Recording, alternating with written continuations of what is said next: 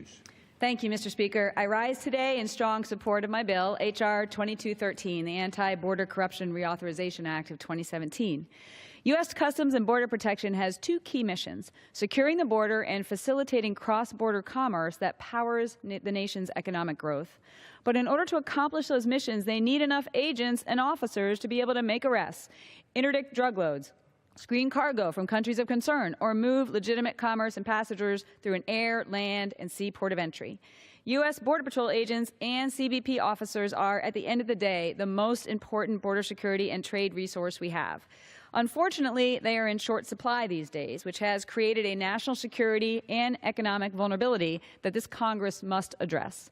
CBP is critically understaffed and remains well below its congressionally mandated staffing levels by more than 1,000 CBP officers and 1,800 Border Patrol agents. The manpower shortage is getting worse. We are losing ground every single month, and there's no end in sight as we continue to lose experienced agents and officers through attrition without the ability to efficiently hire new ones. For example, CBP has invested $200 million in a port of entry infrastructure in Arizona alone over the last 8 years, but there's simply not enough staff to open up every lane that is available. I want to emphasize this point. Officer and agent shortages did not happen overnight. The U.S. Border Patrol has not met its congressionally mandated hiring numbers since fiscal year 2014, and CBP has been losing officers to man our ports since early in fiscal year 2016.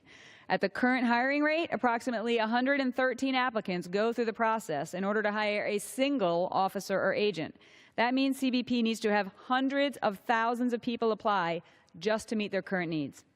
We need manpower to properly secure our border, screen passengers at our nation's airports who arrive from overseas, and facilitate cross-border commerce that powers our economy. But there are several underlying issues that are responsible for these current staffing woes. For starters, it takes more than 292 days for these 12 distinct steps on average to hire a new officer or agent. And even with a newer expedited system that's supposed to condense these steps into just several days, it still takes an average of 160 days to complete the process. Very few people can wait somewhere between 6 months to a year for a job. We are losing very experienced and already vetted applicants. Several years ago, the committee began work directly with the previous administration to find solutions to these staffing problems and the hiring process. The bill under consideration today represents the fruits of that bipartisan work, and as a result was passed out of the Homeland Security Committee unanimously last month. My bill allows the Commissioner of CBP to waive the polygraph requirement for current state and local law enforcement officers who have already passed a polygraph examination, federal law enforcement officers who have already passed a stringent background investigation, and veterans with at least 3 consecutive years in the military who've held a security clearance and passed a background check. These exemptions are purely discretionary, not mandatory. If there is something in an applicant's history or background that causes CBP concern, they can still use the polygraph exam to resolve those questions. These small changes will provide CBP with immediate relief, so they're able to quickly, yet judiciously, hire officers and agents from a pool of qualified applicants who already maintain the public's trust and put their lives on the line for our security and our safety on a daily basis. I want to make my position very clear. Everyone who applies to be a CBP officer or Border Patrol agent should be thoroughly vetted to ensure no integrity issues in their background and they are not at risk for corruption. That is how the current system operates, and nothing in this bill will change that. That's why Congress required polygraph examinations and stringent background checks for agents in the first place. I fully support the use of polygraph examinations to weed out people who are unfit to wear the badge or carry a gun.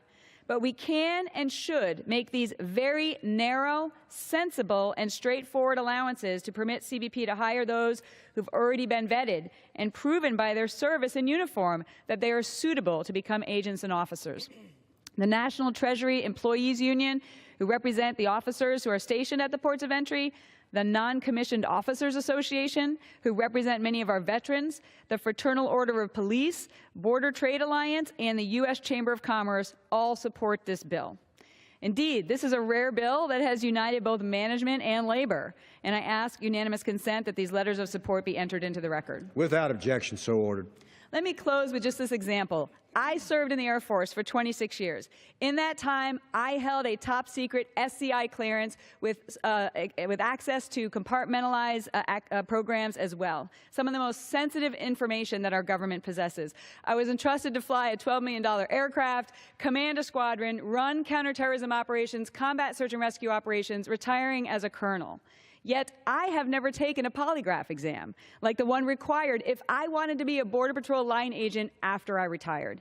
But I was subjected to periodic, very detailed background checks, background investigations, now called a Tier 5 investigation, which is one that every single one of these agents and officers will also have to go through. It is a very invasive and thorough investigation. They talk to your neighbors, your coworkers, look in your financial records, your employers, you name it, to make sure that you're qualified.